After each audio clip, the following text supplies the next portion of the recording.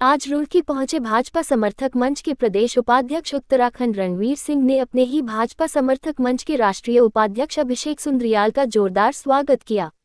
आपको बता दें कि रुड़की के रामनगर स्थित निजी होटल में एक वार्ता के दौरान भाजपा समर्थक मंच के प्रदेश उपाध्यक्ष रणवीर सिंह ने बताया कि आज उन्होंने भाजपा समर्थक मंच के राष्ट्रीय उपाध्यक्ष अभिषेक सुंद्रियाल का स्वागत किया।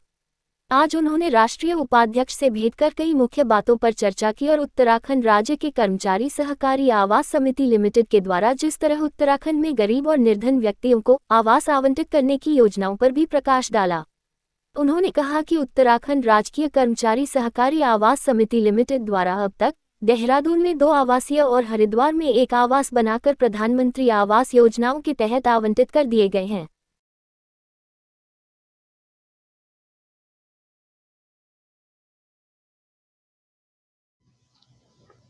आज मेरे लिए बहुत खुशी का दिन है कि आज हमारे राष्ट्रीय उपाध्यक्ष श्री अभिषेक सुंदरियाल जी का जन्मदिन है और इसी उपलक्ष्य में एक शिष्टाचार भेंट और उनको शुभकामनाएं देने के लिए मैं रुड़की आया हूं और बड़ी अच्छी हमारी मीटिंग हुई, बात हुई है और कई सामाजिक मुद्दों पर बात हुई है और जनहित योजनाओं के बारे में उन्होंने हमें मार्गदर्शन किया है और उनके मार्गदर्शन से ही हम देहरादून में ही जितना भी हमारे से हो सक रहा है हम जनहित में कार्य कर रहे हैं।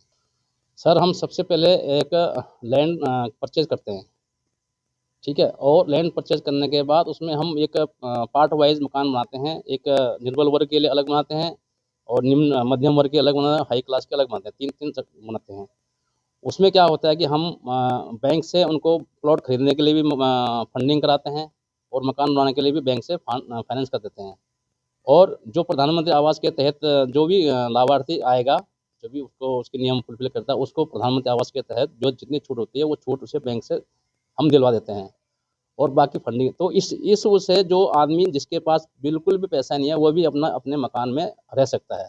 सर, हमने अभी तक 2 प्रोजेक्ट कंप्लीट कर लिए हैं। हमने देहरादून बंजारावाला में एक प्रोजेक्ट किया था, वो हमने अपने तैयार करके बिल्कुल डेवलप करके मकान बना के सरकारी कर्मचारियों को, जो कर्मचारी जिन्होंने लिए उनको हैंड ओवर कर दिया है।